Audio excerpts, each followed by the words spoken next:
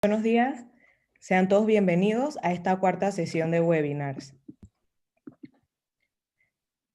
Para el día de hoy tenemos como expositores a la doctora María Solórzano, al doctor Walter Serrano y a la doctora Diana Torres, quienes nos expondrán todos sus conocimientos acerca de la cirugía de Whipple, sus indicaciones y complicaciones. El cáncer de páncreas es la cuarta causa de muerte por cáncer y su supervivencia a los 5 años es solo del 12%. La pancreatoduodenectomía, también conocida como procedimiento de Whipple, es la cirugía de elección para los adenocarcinomas ductales pancreáticos resecables y limítrofes resecables. Este procedimiento es sumamente complejo, por lo que plantea inmensas dificultades a los cirujanos. Es por ello que el día de hoy los expositores nos ampliarán acerca de este tema. Antes de iniciar con la primera intervención, abro este paréntesis para recordarles que al final de las exposiciones tendremos un espacio para que manifiesten sus dudas acerca del tema a través del chat de la plataforma. Una vez dicho esto, iniciaremos con la intervención del doctor Walter Serrano, quien nos hablará un poco acerca de las indicaciones de esta cirugía.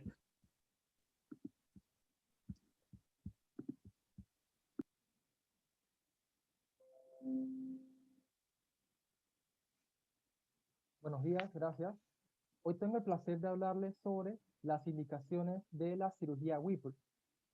Este es un procedimiento sumamente complejo y de alto riesgo, muy utilizado en la cirugía moderna. Se utiliza frecuentemente para hacer la extirpación de tumores benignos y malignos que se encuentran en la cabeza de páncreas, en el duodeno, en la ámpula de Vater y en el conducto coledocodistal, restableciendo también el sistema biliar pancreático. Entonces, en esta diapositiva se encuentran las indicaciones benignas y malignas de la cirugía de Whipple. A continuación, voy a hablar brevemente de cada una de estas, centrándome un poco más en el adenocarcinoma de páncreas, que es la indicación maligna más común.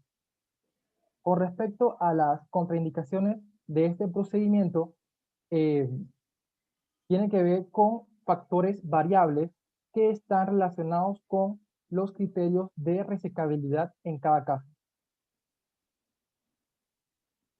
El adenocarcinoma de páncreas es la neoplasia maligna gastrointestinal más común en los Estados Unidos. A menudo tiene un pronóstico desfavorable, ya que el 80% de los pacientes ya tienen una diseminación regional o una metástasis a distancia al momento del diagnóstico. Es importante resaltar que la cirugía es la única modalidad de tratamiento que es potencialmente curativa. Es importante, Walter, ¿sí?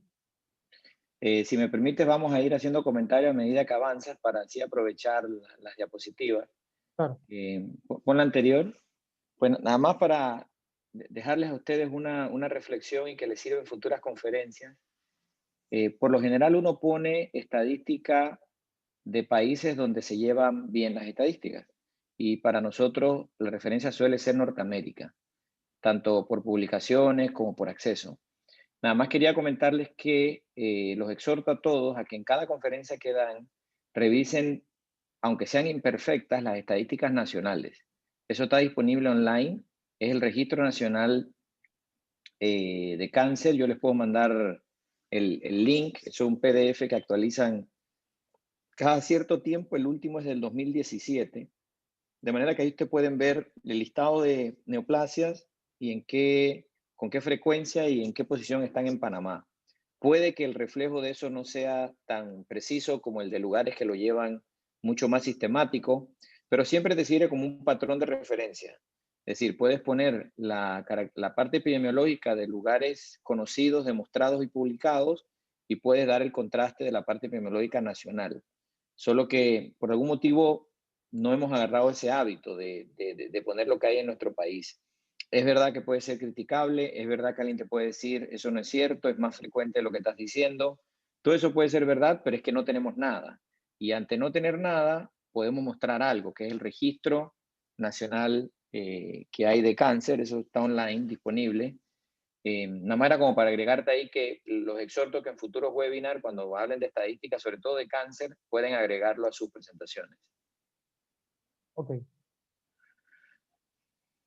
Entonces, para entender las contraindicaciones de este procedimiento en el adenocarcinoma de páncreas, es importante conocer los grados de resecabilidad en este. Está el localizado irresecable, en el cual no hay metástasis a distancia, no hay evidencia de una distorsión de vasos importantes como de la arteria mesentérica superior, vena mesentérica superior, la vena porta, y también tiene márgenes de disección claros alrededor del eje celíaco.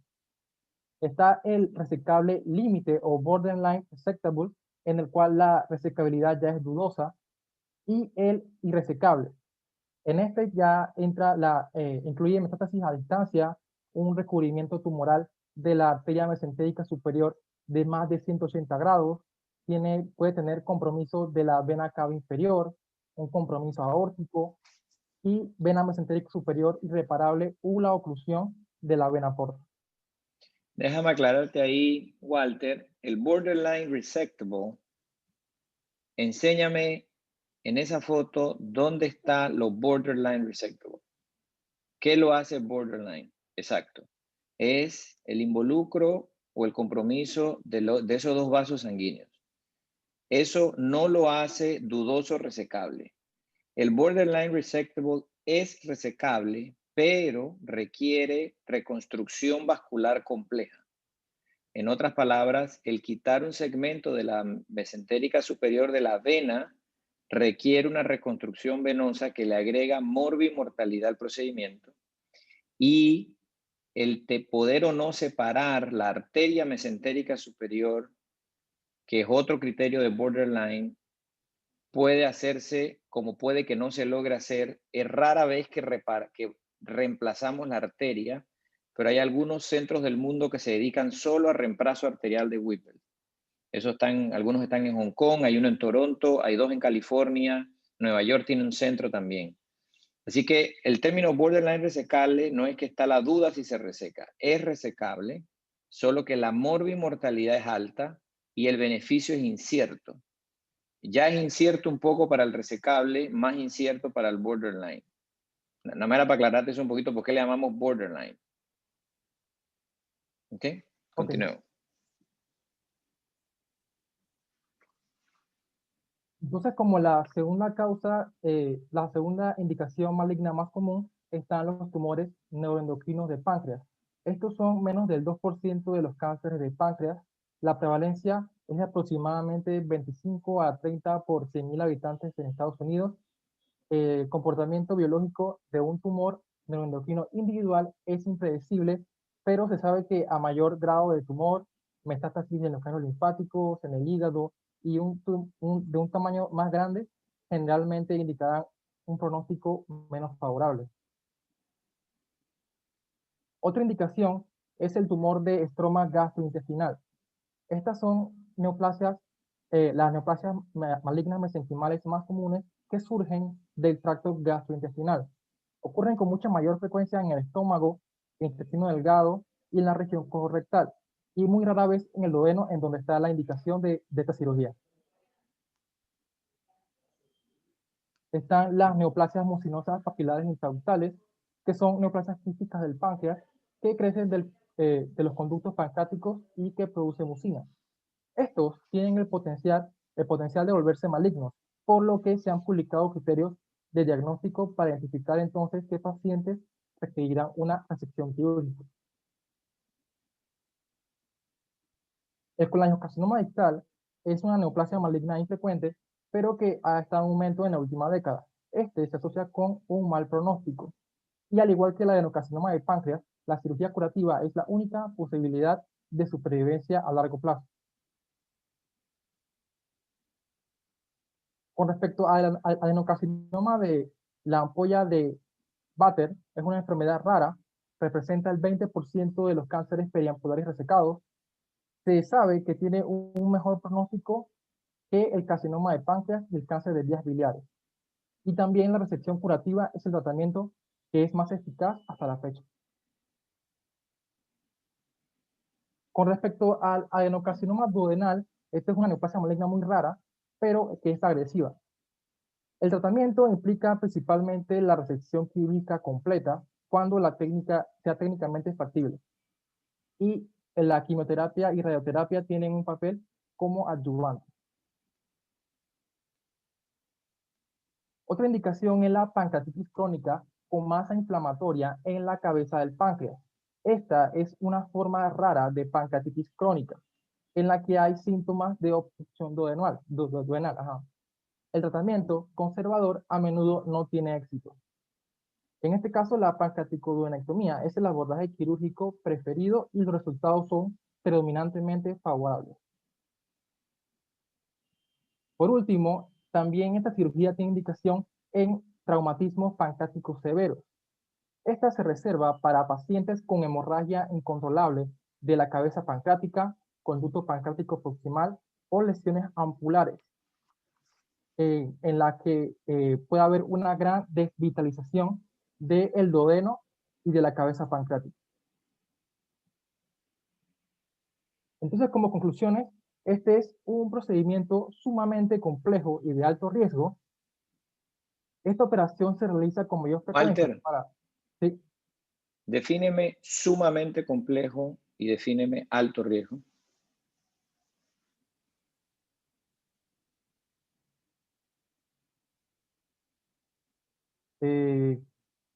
sumamente complejo sería como que tiene una alta dificultad la técnica quirúrgica. ¿Cómo valoramos eso? Es decir, ¿es una percepción? ¿Es una evaluación subjetiva? ¿Es una evaluación objetiva? Es decir, estoy poniéndote a pensar. Esto no es un examen, acuérdate. Es decir, yo creo que les he dicho muchas veces y cuando rotaban conmigo se lo decía, a mí me interesa más cómo piensan que lo que saben, porque la imaginación es más importante que el conocimiento, decía Einstein. Es bien importante cómo piensas, lo que sepas va a cambiar.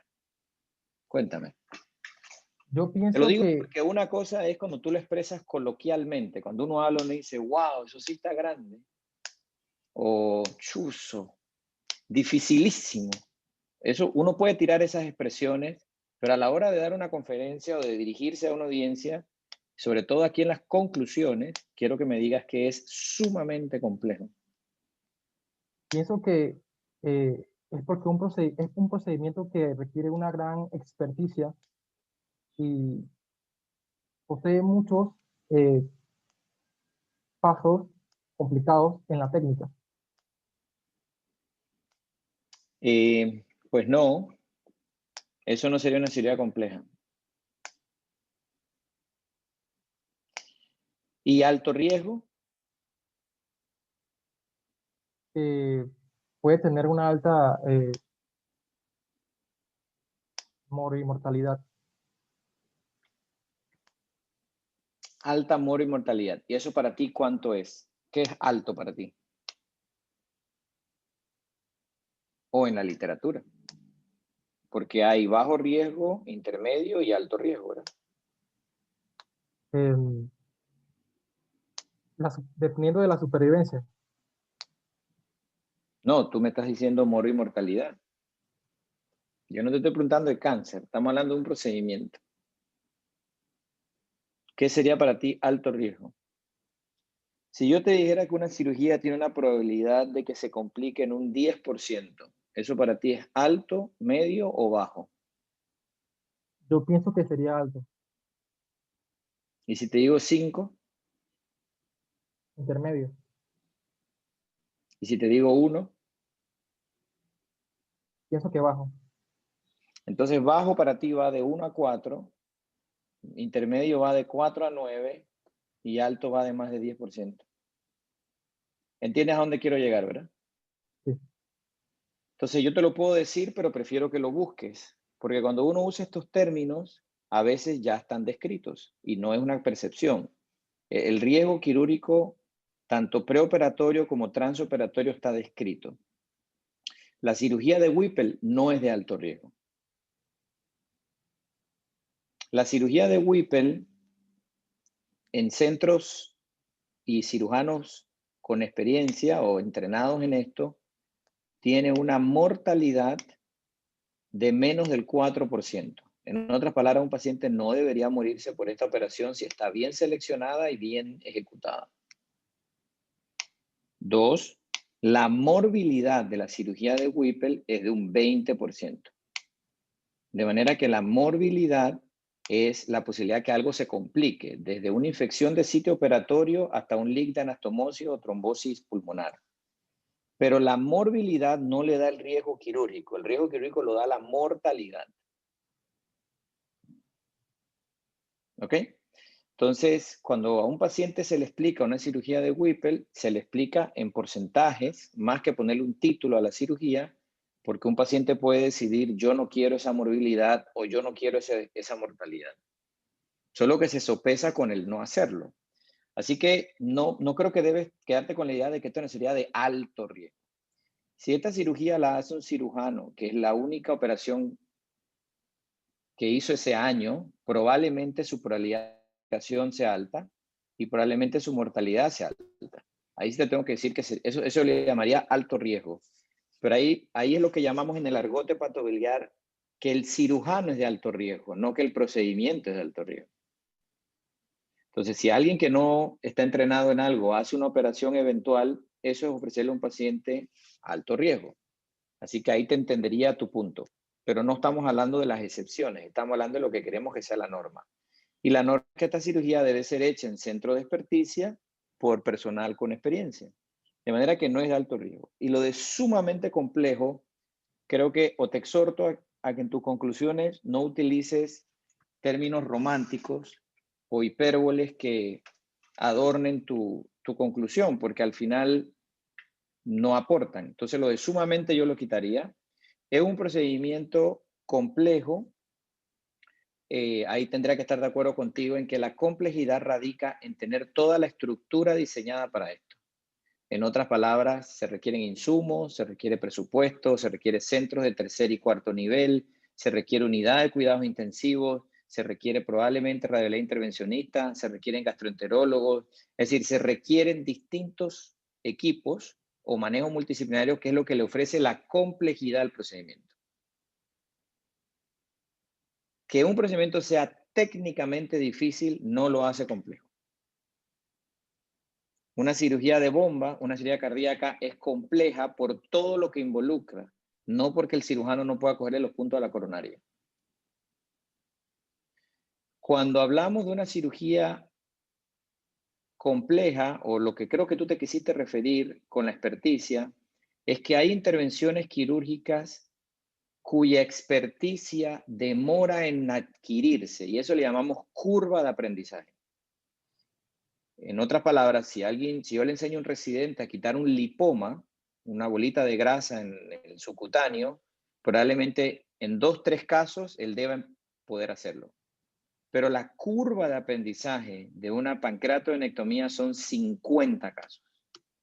Es decir, luego de hacer 50 Whipples, un cirujano empieza a entender la operación y a minimizar moro y mortalidad. Así que creo que a eso te quisiste referir y te lo aclaro como curva de aprendizaje. La curva de aprendizaje de un bypass coronario, no me lo sé exacto, pero tiene que estar por los 20, 30 casos. La curva de aprendizaje de cada cirugía puede indicar un poquito su dificultad técnica. Así que nada más te aclaro un poquito esa primera frase para que no se quede la idea de que la Whipple es un desastre. La Whipple es una cirugía que se diseña y se ejecuta cuando es necesaria, solo que tiene una morbilidad asociada. Mortalidad asociada. Dale, continúa. Ok, también para resaltar que nuevamente que esta operación se realiza con mayor frecuencia para extirpar los tumores benignos y malignos, Resecar. para resecar los tumores malignos y benignos Vamos que a eliminar involucran, extirpar del léxico. Ese es un término más coloquial. Resecar es el término médico. Dale. para resecar los tumores benignos y malignos que involucran la cabeza del páncreas, el duodeno, la ámpula de Vater o el conducto colédoco distal. Y como último punto, la contraindicación del procedimiento va a depender de la presencia de factores variables que están relacionados con los criterios de resecabilidad. Entonces, antes que pase la diapositiva, no es lo mismo algo que sea irresecable o inoperable a algo que esté contraindicado. Entonces, hay algunas escuelas en el mundo que lo dividen como los criterios por los cuales un paciente no se debe operar o está contraindicado operarlo, llámese problemas cardíacos, llámese problemas pulmonares, llámese trastorno de coagulación irreversible, que le añaden a la morbimortalidad un riesgo exagerado. Cuando algo es irresecable son los criterios que tú mencionaste. Entonces, algo no se debe operar cuando depende de las condiciones del paciente o de la diseminación metastásica del cáncer. No todos tienen ese criterio de no operar en metástasis. No sé si ustedes conocen el caso de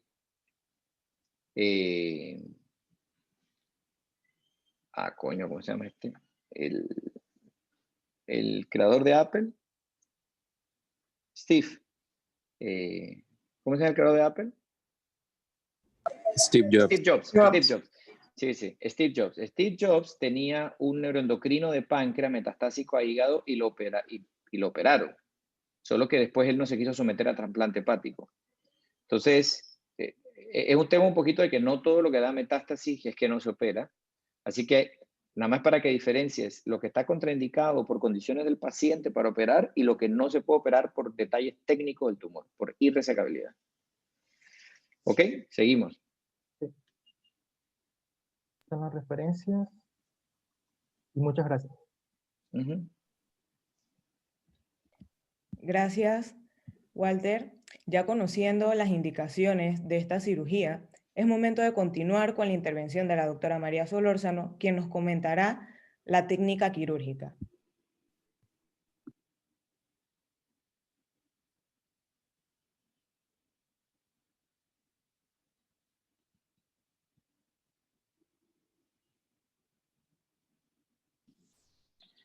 Buenos días, mi nombre es María Fernanda Solórzano y hoy les voy a explicar el procedimiento de Whipple, la pancreatoduodenectomía. Para fines de aprendizaje, dividí la cirugía en fases, que la primera sería la valoración, la segunda fase sería de resección y la última fase es la de reconstrucción. Y la resumí en 18 pasos. Se inicia la cirugía con una incisión, pueden ser de dos tipos las incisiones. Puede ser una incisión subcostal bilateral, como vemos en la imagen, subcostal, pero sería bilateral, así que del otro lado también.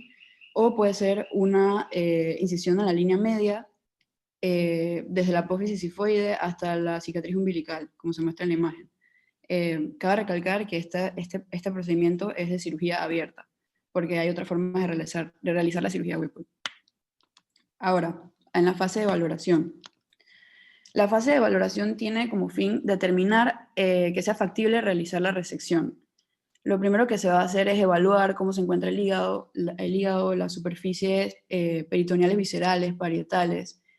Se procede a abrir el epiplón gastrohepático y se examina entonces el tronco celíaco, como se ve en la imagen, en busca de ganglios linfáticos crecidos. Ahora, el siguiente paso sería que el segmento ascendente del colon y el ángulo hepático del colon se separan del duodeno y de la cabeza pancreática y se desplazan hacia la línea media como se observa en la imagen. Luego se procede a hacer la maniobra de Kocher. Que la maniobra de Kocher no es más que levantar el duodeno, como se observa en la imagen, y la cabeza del páncreas del retroperitoneo. Y esto se hace cada vez que se necesita intervenir en el duodeno, la ampolla de Vater, la cabeza del páncreas, aorta, la cava, por encima de los vasos renales, como se observa aquí en la imagen.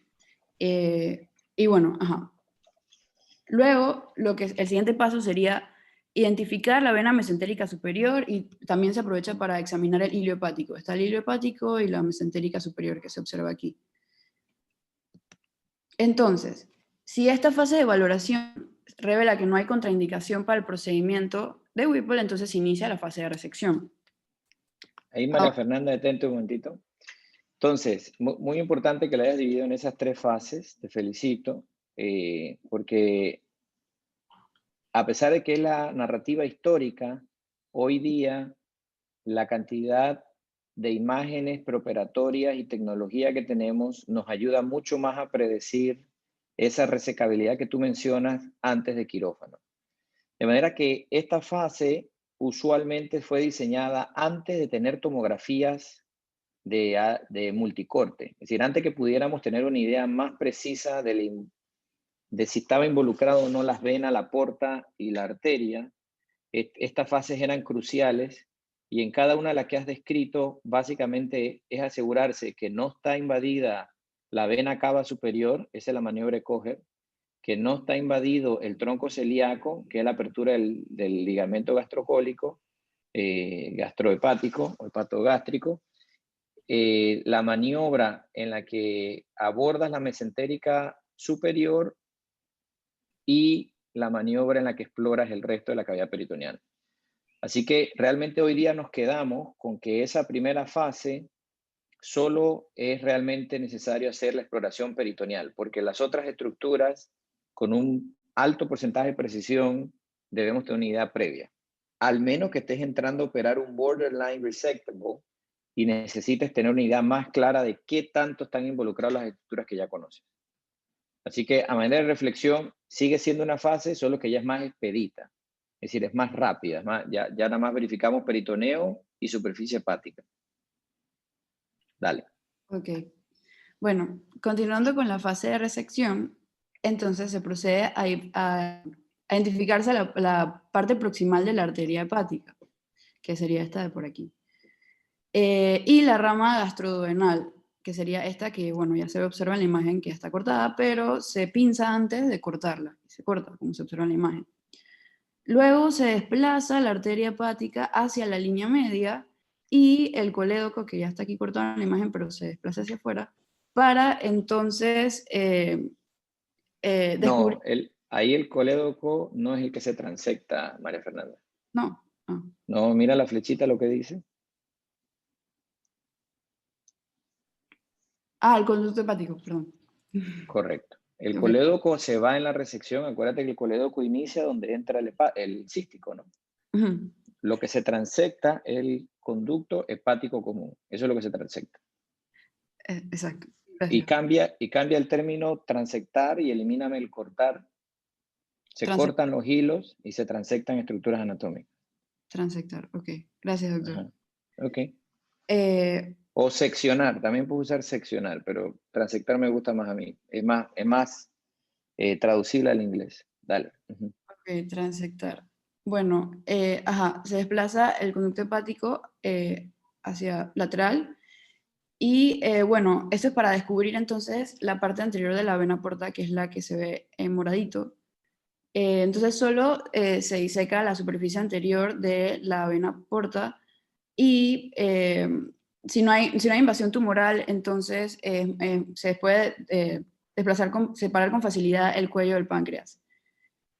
Ok, entonces se crea un túnel entre, o sea, el cuello del páncreas, que no puedo mostrarlo, pero o sea, se crea un túnel entre la parte superior e inferior del cuello del páncreas y se procede entonces a disecar la vesícula biliar, o sea, del hígado, pues, como se observa aquí en la imagen que ya está afuera.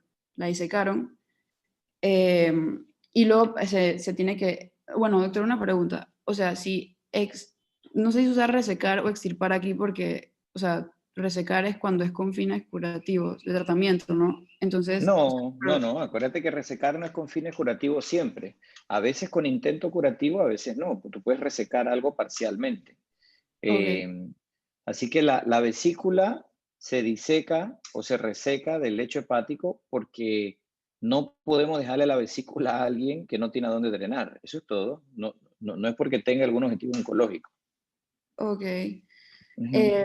Bueno, entonces luego de disecar la vesícula, entonces se procede a realizar la división, transectar el conducto hepático justo por encima del cístico, como se observa aquí en la imagen. Bueno, ahora, entonces, o sea, depende de qué procedimiento se haga, si es una Whipple clásica o es una modificada. Como se observa en la imagen, entonces esto sería una Whipple clásica. En la clásica se transecta el antro del estómago, y si fuera una modificada, entonces se transectaría a 2 centímetros después del píloro, o sea, como aproximadamente por aquí, que es lo que clasifica una pancreatodenectomía con conservación del píloro, que es la modificada. Entonces, luego continuamos con el yeyuno. El yeyuno se divide más allá del ligamento de Treitz. Puse esta imagen para que observen el ligamento de Treitz y se divide más allá del ligamento de Treitz. Se transecta, perdón. Luego se procede a transectar el cuello del páncreas, como se observa en la imagen.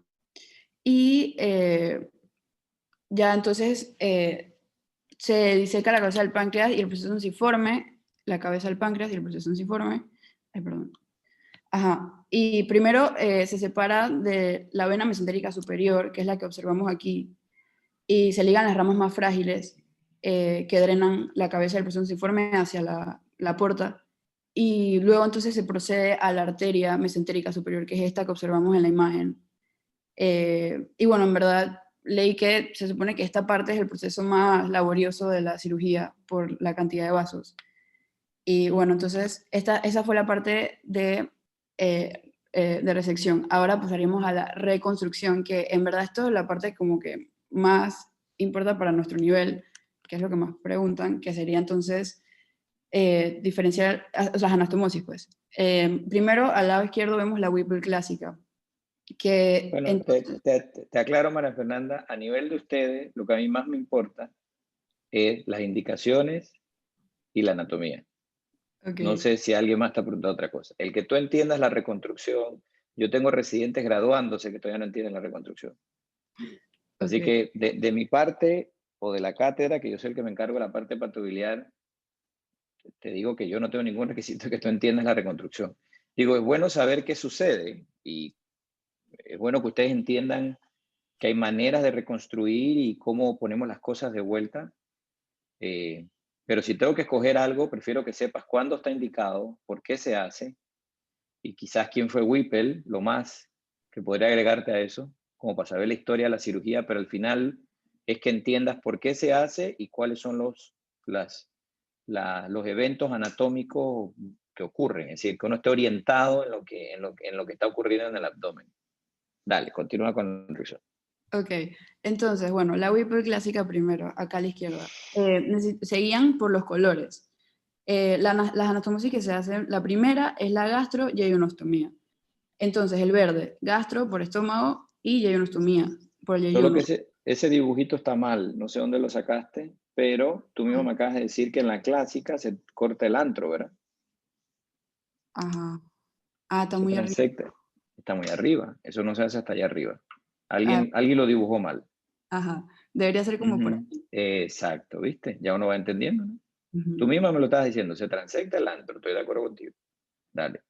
Ok, entonces, bueno, gastroyeyunostomía, que es la primera. Entonces, Bien. verde, y entonces quedaría así.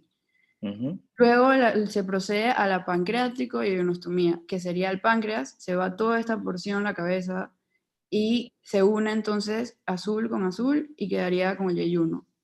Uh-huh. Luego la hepático-yeyunostomía, que simplemente es unir el conducto hepático al yeyuno, que es esta parte de acá, y la enterostomía, que sería entonces la unión del yeyuno aquí.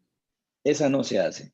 No. Eso es histórico. Eso se le llama descarga de Brown y se dejó de hacer desde la década de los 90. Ya en el 2000 las reconstrucciones solo son 3 anastomosis. La pancreato-yeyuno, la hepático-yeyuno y la gastro-yeyuno. Ok. Bueno, entonces la modificada, que es la que se preserva el píloro, entonces se hace la duodenectomía parcial y entonces se procede a hacer la duodeno-yeyunostomía, el verde. Se une el duodeno con el yeyuno, como se observa ahora acá en la imagen. Luego, entonces, queda la terminación ciega del yeyuno proximal, que es lo rojito, y se procede entonces a la pancreatoyeyonostomía, que sería el páncreas, aquí se va toda esta porción y se une con el yeyuno. Y luego, entonces, por último, la hepático-yeyonostomía, que sería la unión del colédoco. Y bueno, o sea, leí que esto debe tener 10 centímetros de distancia y de acá a acá deberían ser 15 centímetros. 40. Ah, 40. Ujú, Ah, ok, ok. ujú. Y bueno, ya eso sería todo. Ah, bueno, vamos, quiero presentarles un video que, o sea, muestra cómo se une todo. Dale, Ana. Ah, déjame.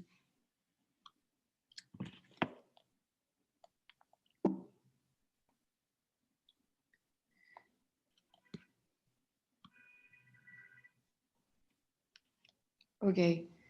Bueno, en conclusión, bueno, las partes que se resecan sería la cabeza del páncreas, el duodeno, el ducto biliar, la vesícula y en ocasiones una porción del estómago, es el antro. Entonces, Y el yeyuno proximal. ajá, yeyuno proximal, ajá, cierto. Y Ujú. bueno, esto se debe a que la cabeza del páncreas tiene una relación íntima con el duodeno y el ducto biliar, entonces, bueno, como sabemos, el ducto biliar transporta la bilis, entonces, hacia el intestino, y si se presenta algún tumor en la cabeza del páncreas, esto puede obstruir. Y esta obstrucción entonces va a producir que se acumule la bilis, se reabsorba en la sangre. No, María Fernanda, detente ahí un poquito. Esa no es la razón por la que se quita el colédoco. Bueno, porque...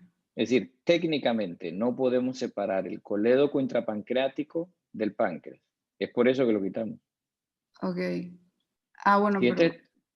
es decir, un tumor periampular puede obstruir el colédoco, eso es una presentación clínica y evolución de la enfermedad. La razón por la que quitamos el colédoco en una Whipple es porque técnicamente no son separables. Es decir, es lo que yo les decía ayer, resección en bloque.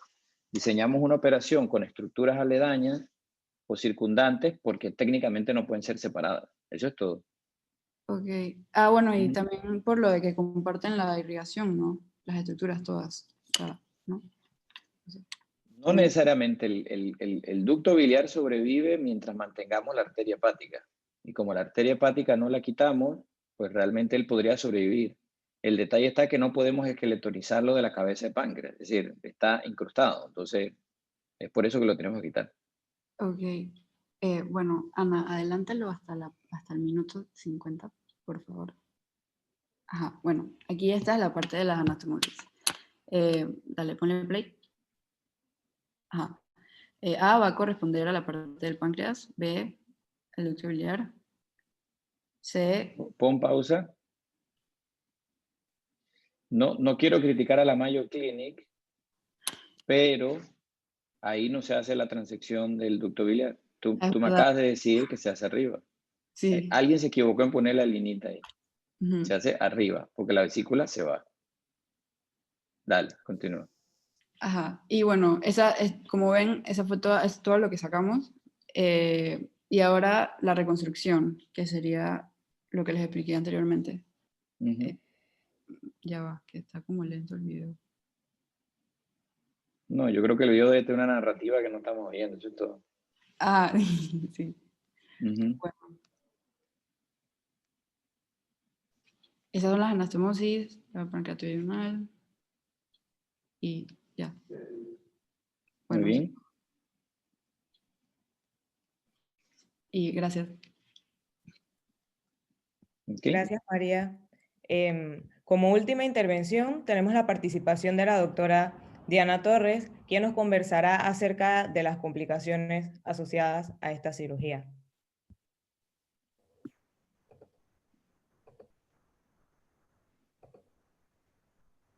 Gracias, doctora Ana, por la introducción.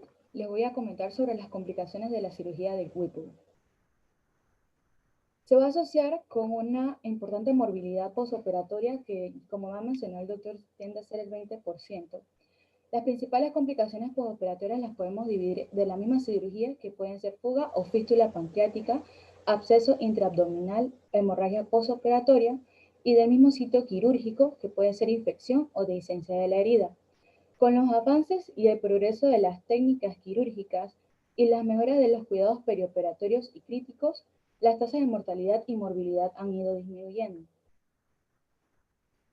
Nos vamos a enfocar más en las complicaciones de la misma cirugía, sobre todo en las inmediatas, las cuales abarcan la fístula pancreática, la hemorragia postoperatoria, el retraso del vaciamiento gástrico y pancreatitis del remanente. Y las complicaciones tardías tenemos la insuficiencia pancreática exocrina, la insuficiencia pancreática endocrina, colangitis y pancreatitis tardía. La fístula pancreática va a ser cualquier comunicación anormal entre el ducto pancreático y otra superficie epitelial con la extravasación de líquido rico en enzimas pancreáticas. Se considera fístula cuando hay salida de líquido medible con cifras de concentraciones de amilasa 3 veces superior al valor normal a través del drenaje quirúrgico o percutáneo. La gravedad de la fístula fueron clasificadas por el International Study Group of Pancreatic Fistula, o el ISGPF, quienes las dividieron en 3, en la fuga bioquímica o grado A, en el grado B y en grado C. Para el diagnóstico de la fístula pancreática se utiliza una determinación bioquímica del drenaje abdominal, pero se comprueba su gravedad y su ubicación a través de una tomografía computarizada con contraste intravenoso. El tratamiento debe incluir un apoyo nutricional añadido, ya que son pacientes que entran en un estado hipercatabólico y necesitan una nutrición especial. Y de estar disponible la vía digestiva, se prefiere esta, ya que disminuye el tiempo de recuperación de la fístula y el tiempo intrahospitalario. El uso de la somatostatina o análogos, en realidad no hay estudios que indiquen que ayudan a disminuir el tiempo de curación de la fístula. Es más, hay estudios recientes que indican que pueden provocar una fístula pancreática o de ya haber una preexistente, hacerla mucho más extensa. La antibiótico-terapia es la parte más importante del tratamiento, ya que se considera que el líquido que se está botando está contaminado. Entonces, cuando se dan estos aspectos, se utiliza una antibiótico-terapia de amplio espectro mientras se toman muestras percutáneas para entonces hacer una terapia más dirigida. Y la reintervención quirúrgica sería el último paso. Cabe destacar que este es un tratamiento escalonado. Va primero con la antibiótico-terapia. Si todavía no se soluciona, se utiliza endoscopía percutánea. Y ya de último, de no poderse controlar, se utiliza una reintervención quirúrgica. En el caso del vaciamiento gástrico, va a ser consecuencia de la inflamación de la pared gástrica en el lecho de resección. Su diagnóstico puede ser de 3 formas: por estudio radiográfico gastrointestinal con gastrografía oral, por endoscopía oral en caso de no poder realizar el estudio anterior, o por tomografía computarizada abdominal. El tratamiento es asegurar una correcta nutrición del paciente, ya sea por vía parenteral o enteral. Se mantiene la sonda nasogástrica hasta resolución del cuadro y se puede utilizar la eritromicina, el cual ha sido el único fármaco que ha demostrado ser útil, siendo un agonista de la motilina, y se puede utilizar ya sea en dosis como antibiótico o en dosis inferiores. La hemorragia postoperatoria va a estar en menos del 4% de los pacientes y se va a clasificar en base a 3 criterios que voy a mencionar más adelante. Vamos a tener hemorragia precoz, que es aquella que ocurre dentro de las primeras 24 horas y es por complicación técnica. Las hemorragias tardías son después de las 24 horas y son consecutivas a la erosión producida en un vaso sanguíneo por una fístula pancreática. Su diagnóstico es meramente clínico. Vamos a tener un paciente sudoroso, taquicárdico, somnoliento, pálido e hipotenso. La clasificación de la hemorragia. Ella se va a clasificar según su gravedad en leves y graves, en temporalidad según sean precoces o tardías y según la localización, que pueden ser intraluminales y extraluminales. Y el tratamiento va a ir acorde a sus características. Las leves precoces van a estar en observación. Las leves tardías y las graves tardías, dependiendo si son intraluminales, se procede a hacer una endoscopía para ver dónde está específicamente el sangrado y luego se procede a una cirugía. Y en caso de ser extraluminales, se procede a hacer un angiocat y luego una embolización. Y si son graves precoces, se utiliza cirugía o un angiocat o una embolización. Y ya para terminar tenemos la pancreatitis postoperatoria, que es un proceso inflamatorio inducido por la transección o devascularización pancreática. Evidencia reciente sugiere que su aparición puede causar una fístula pancreática, más la incidencia de una pancreatitis no excede del 10%. El tratamiento va a ser como el de una pancreatitis aguda: hidratación intravenosa, analgesia, ayuno con nutrición parenteral. Bibliografía. Muchas gracias. Pon la primera diapositiva, porfa, Diana. ¿Cuál? ¿Esta? La segunda. Ok. ¿No me hablaste del vaciamiento gástrico? Sí, del retraso, sí. ¿Será que no te lo pasaste? Ponlo, porfa. Perdona. Estábamos con... Dale. Dale, sí. Sigue. Sigue. No, ¿dónde está el vaciamiento?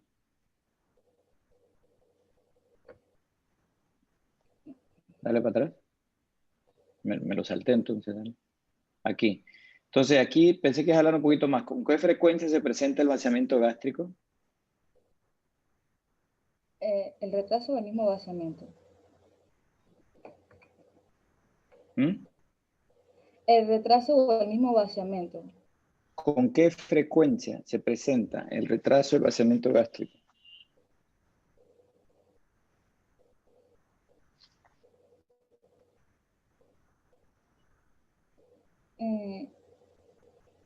Puede ser, no sé. Sí, recuerda que cuando uno responde, queda mejor diciendo lo que es que lo que uno cree. ¿Y por qué es tan importante? Porque mira, en tu segunda diapositiva pusiste que el porcentaje de complicación de una Whipple puede ir hasta el 60%. Eso contrasta un poco con lo que yo les acabo de decir de que la morbilidad no es tan elevada. Y lo cierto es que la razón por la que puede ser hasta un 60% es justamente por el retardo de vaciamiento gástrico. El retardo de vaciamiento gástrico es probablemente la complicación más frecuente de una Whipple que mucha gente no ve como una complicación. El retardo de vaciamiento gástrico no es la consecuencia de la inflamación de la pared gástrica del lecho de recepción. El retardo de vaciamiento gástrico es la denervación vagal que ocurre al quitar parte del estómago. En otras palabras, cuando explicó antes la compañera el explorar la parte del tronco celíaco, la transección del antro, todo eso lleva a una denervación de las ramas vagales terminales en la curvatura menor y mayor. Y eso lleva a una disfunción parasimpática, sobre todo vagal, lo que hace o lo que lleva a retardo de vaciamiento gástrico. Y aprovecho esta complicación para explicarles por qué existe ahora una Whipple modificada, que se me olvidó antes preguntárselo a María. Y es porque nos dimos cuenta que en la Whipple clásica el vaciamiento gástrico se presentaba con mucha frecuencia y algunos cirujanos empezaron a preservar el estómago, transectando el duodeno cuando fuera posible, y el porcentaje de vaciamiento gástrico cayó al 20%. De manera que la única ventaja que tiene la Whipple preservadora de píloro, o Pylorus Preserving Pancreatodenectomy, que así se dice en inglés, es que disminuye el vaciamiento gástrico. El vaciamiento gástrico mucha gente lo ve como algo muy importante, pero todo el que se dedica a operar Whipple sabe lo que un paciente sufre con vaciamiento gástrico a mediano y largo plazo. Eso es algo que no siempre podemos reparar porque es una denervación vagal. De manera que a veces es una consecuencia inevitable y a veces es una consecuencia evitable. Entonces era para corregirte un poquito lo del vaciamiento gástrico en cuanto a su etiología y que se presenta con bastante frecuencia. Su diagnóstico se puede hacer en 3 formas. No se puede hacer por CAT, no se puede hacer por estudio radiográfico intestinal, al menos que se haga un estudio dinámico. En ese sí se puede hacer un estudio con gastrografina, lo cual lo haríamos bastante después porque a nadie recién operado de Whipple le ponemos a tragar contraste. Así que es un diagnóstico más clínico que radiológico, pero radiología puede ayudar. La endoscopía oral, lo único que te dice es que el estómago está dilatado, no te diagnostica retardo en el vaciamiento gástrico. Si lo que te dice es que lo que está en el estómago no pasó al yeyuno como tú esperabas. Es decir, la motilidad gástrica es la que está afectada. ¿Hay algunos medicamentos de motilidad gástrica? Pues sí. La sonda nasogástrica funciona, no funciona para nada. Es más, yo no le dejo sonda nasogástrica a los pacientes post-Whipple. Entonces, la sonda nasogástrica lo que hace es que descomprime un estómago que está lleno de líquido. Así que lo usamos en caso de que el paciente esté muy sintomático o haya que descomprimir el estómago. Pero mientras esté con restricción alimentaria o nada por boca, la verdad es que el estómago no se debe llenar de ningún alimento. Y se puede llenar de líquido, sí, pero tampoco es suficiente como para una sonda nasogástrica y la sonda nasogástrica no soluciona el problema. Quise hacer un alto en esto porque siento que lo pasaste rápido y realmente de todas las complicaciones de Whipple, la que probablemente más les va a tocar ver si algún día rotan de hepato biliar sea el retardo en el vaciamiento gástrico. Y eso es lo que eleva la morbilidad de la Whipple, pero no todo el mundo la toma en cuenta como una morbilidad importante. Pero bueno, es morbilidad. Si la herida se infecta, se soluciona, pero es morbilidad. Así que entiendo que le pusiste énfasis a las más severas y creo que está bien, las fístulas y las hemorragias y los leaks, pero esta es probablemente la más frecuente, al igual que la infección del sitio operatorio. ¿Ok? Creo que hay algunas preguntas, no sé si tú las moderas, Ana. Sí, doctor. Muchas gracias a todos los expositores. Bueno, yo solo quería agregar que, resaltando, bueno, ya realmente el doctor Cuquier se adelantó y lo mencionó, que esta cirugía realmente lo que requiere es un cirujano que tenga mucha habilidad y experiencia. Entonces, leyendo encontré que de acuerdo a la Sociedad Americana de Cáncer, ellos mencionaban que realmente cuando esta operación se realiza en hospitales que son pequeños o más bien por médicos que tienen menos experiencia, hasta 15% de los pacientes podrían morir como consecuencia de las complicaciones quirúrgicas. Pero cuando se realiza en centros oncológicos por cirujanos que realmente tienen más experiencia en cuanto a este procedimiento, menos del 5% de los pacientes, que creo que el doctor ya lo había mencionado, mueren como consecuencia directa de la cirugía. Entonces, como parte de las preguntas, José Ábrego pregunta que si existe otra modalidad para hacer la cirugía de Whipple. Sí existe, o sea, por ejemplo, la que expliqué fue cirugía abierta, también puede hacerse por la laparoscopía y, bueno, la última es que se puede hacer por cirugía robótica. Eso es lo más nuevo. Ok, Lina Ospina pregunta que si en el tratamiento de la hemorragia grave se prefiere la cirugía o la embolización. Siempre que sea posible se tiende a realizar una arteriografía y la embolización del vaso sangrante, porque se ha demostrado que no tiene resultados inferiores con respecto a la cirugía y su mortalidad es incluso inferior en torno como al 20%. Muy bien. Ok, Yesrel pregunta que si hay alguna diferencia o variación en cuanto a los pasos del procedimiento de Whipple al realizar los dos tipos de incisiones, subcostal y la parotomía medial. Esa no la sé. Bien, no la hay. La única razón por la que se escoge la línea media o subcostal bilateral es por un tema anatómico del paciente. Hay pacientes que tienen un ángulo pequeño debajo del cifoides y cuyo acceso no te va a permitir un acceso a movilizar todas esas estructuras que ella mencionó, desde el colon hepático hasta el TRIDES, pasando por arriba del estómago. Así que el abordaje convencional es línea media. El optativo, yo lo hago, yo diría en un 20% de los casos, es una subcostal bilateral. Es un tema nada más de anatomía del paciente y cómo puedas tener acceso a las estructuras que hay que movilizar o resecar. Así que es un tema nada más de comodidad a la hora de estar en quirófano, pero no hay ninguna diferencia. Porque al final lo que se colocan son retractores automáticos los cuales que usualmente hacen el trabajo de exposición. Así que es por eso que se coge una u otra, pero suele ser línea media. Bueno, con esta última respuesta, pues damos cierre a este webinar. Muchas gracias a todos por asistir. Bueno, esperamos haber resuelto sus dudas y gracias a los expositores y sobre todo al doctor Cuquier por moderarnos durante este webinar. Así que Listo, bueno, gracias a todos. Yo quizás contrasta lo de hoy con lo que yo les comenté ayer. Yo había entendido mal. Yo sentía o entendía que el webinar iba orientado a un caso clínico.